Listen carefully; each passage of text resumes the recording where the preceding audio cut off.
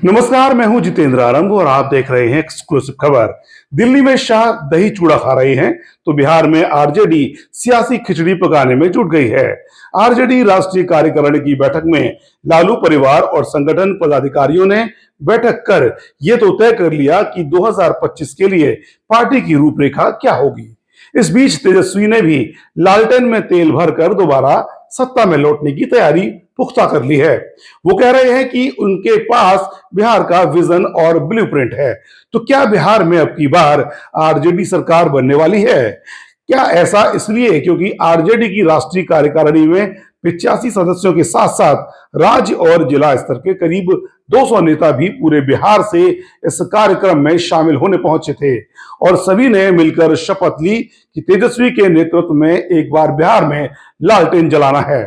उधर दिल्ली में शाह भी इसी गुणागणित में जुटे हैं। तभी तो वो मकर संक्रांति का त्योहार बिताने के बाद भी अपने सहयोगी जेडीयू के राष्ट्रीय कार्यकारी अध्यक्ष संजय झा के घर दही चूड़ा खाने पहुंच गए। हालांकि इसमें उन्होंने एक तीर से तीन निशाने लगाने की भी कोशिश की। पहला कि जिस पिलर के सहारे केंद्र की मोदी सरकार टिकी हुई है उसमें और मजबूती मिल सके। दूसरा, दिल्ली में चुनाव से पहले पूर्वाचलियों के वोट बैंक को भी साधा जा सके। और तीसरा कि बिहार चुनाव से पहले राज्य में यह संदेश भी जाए कि केंद्र की मोदी सरकार का डबल इंजन बिहार में भी मजबूती से दौड़ता रहेगा।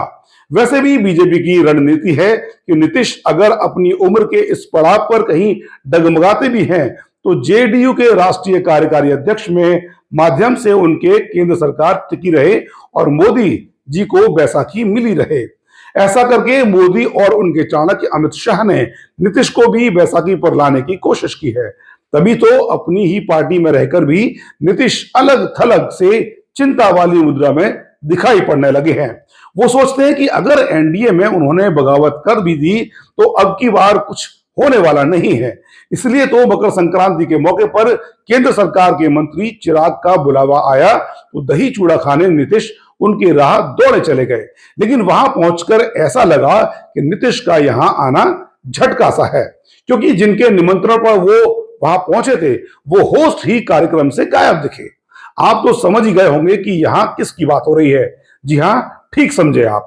केंद्रीय मंत्री चिराग के बुलावे पर ही नीतीश वहां पहुंचे थे और चिराग ही वहां से गायब थे।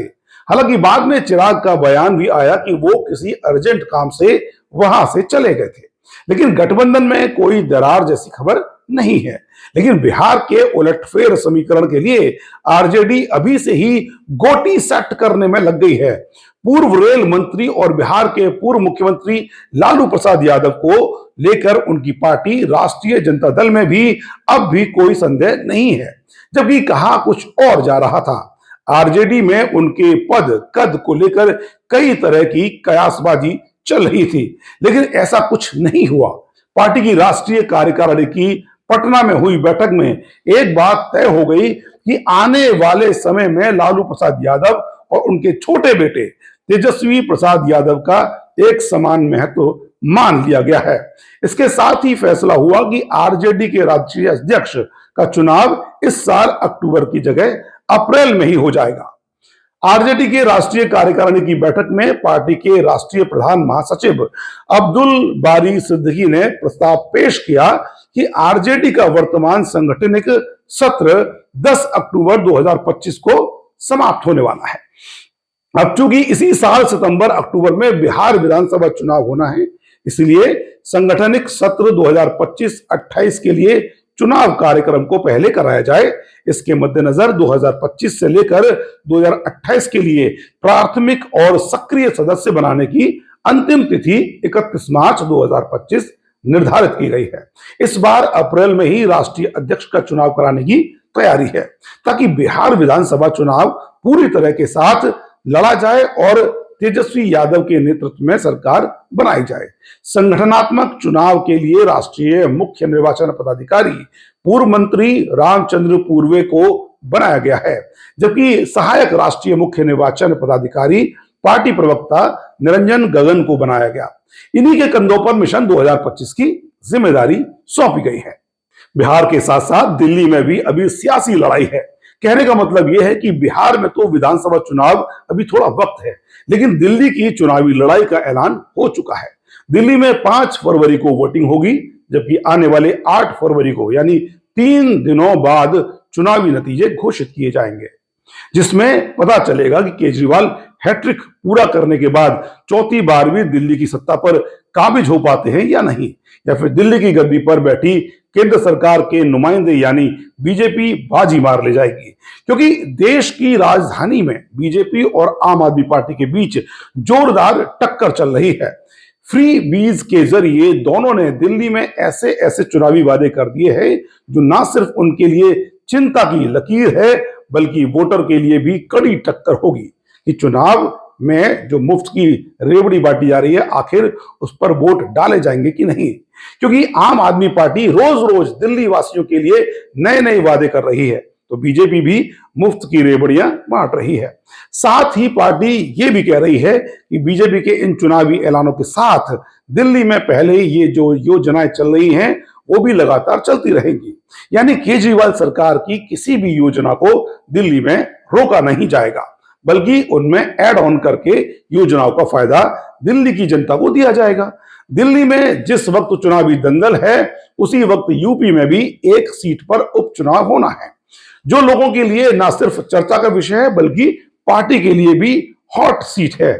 जी हाँ, यही सीट है श्री राम की नगरी अयोध्या में मिल्कीपुर विधानसभा सीट, जहां से अवधेश प्रसाद विधायक थे, जो अब अयोध्या नगरी से सांसद बन चुके हैं।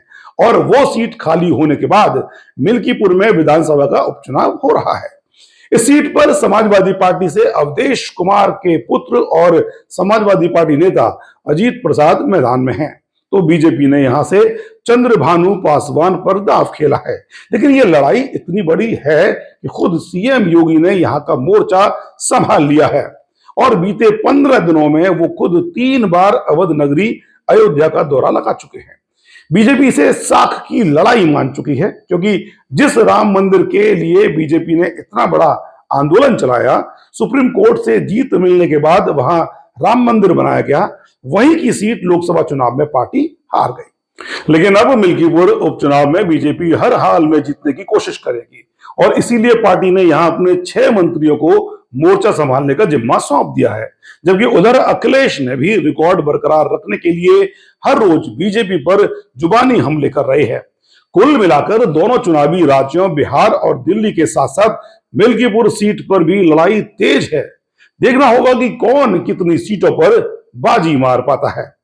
इस वीडियो में फिलहाल इतना ही। अगर आपको हमारा ये वीडियो अच्छा लगा तो हमें देखना बिल्कुल भी ना भूलें। हमारे चैनल का नाम एक्सक्लूसिव खबर है, जो ना सिर्फ आपको खबरें बताता है, बल्कि हर खबर का पूरा विश्लेषण भी विस्तार से बताता है। अगर अभी तक आपने हमारे चैनल को सब्सक्राइब नहीं किया है तो आपसे रिक्वेस्ट है कि आप प्लीज तुरंत इसे सब्सक्राइब कर लें, ताकि हम आपको और भी ज्यादा जानकारी भरी खबरें आप तक पहुंचाते रहें। नमस्कार।